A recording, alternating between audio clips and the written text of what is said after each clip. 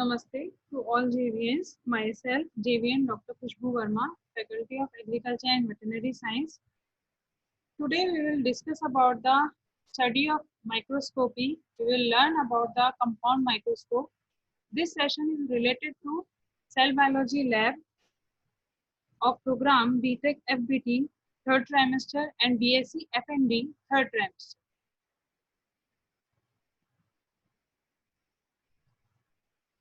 First of all, we will go for the objectives. So after completing the lab, students should able to properly clean and carry a compound and dissecting microscope, focus a specimen using all objectives of a compound microscope, focus a specimen using a dissecting microscope, identify the parts of compound and dissecting microscope, and explain the function of each part. The student should be able to define magnification and resolution. The student should be able to estimate the size of an object when viewed through a compound microscope and adjust the diopter to fit one's own eyes and prepare and view wet mounts using the compound microscope. During this course, you will need to view biological structures and organisms which are too small to be seen by the unaided eyes.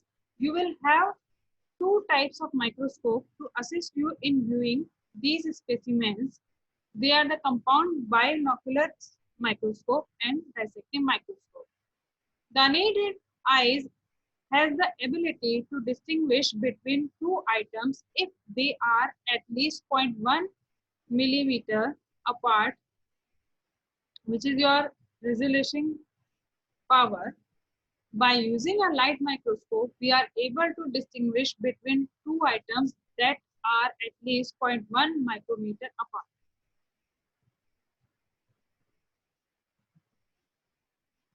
Apart this, we need to discuss about the care and cleaning of the compound binocular microscope.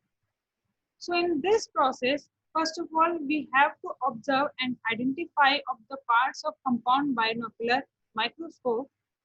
In this, now that you have the microscope carefully placed on your lab table and you have cleaned the ocular lens and objective lens, it is time to become familiar with the microscope parts and their functions.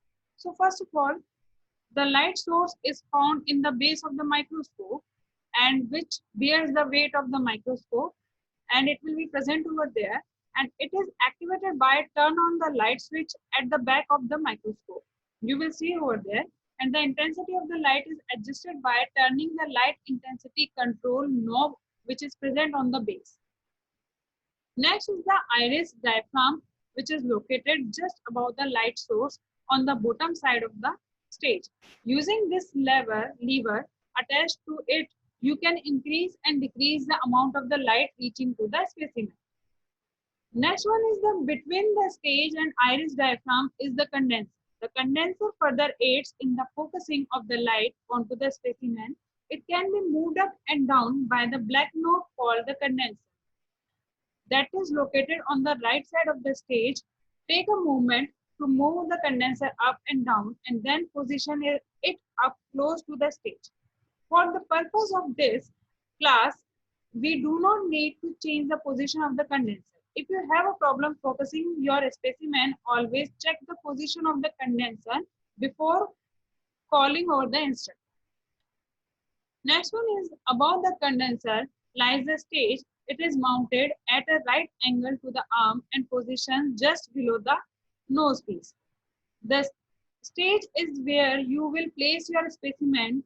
This is through the movement of the stage up and down that you will bring your specimen into focus.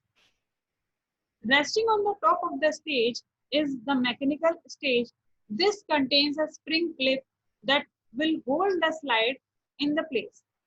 To the right of the mechanical stage are two control knobs that allow you to move the slide left and right and backward and forward. This will enable you to look at all areas of the specimen. At the back of the stage is the arm of the microscope that supports the head of the microscope.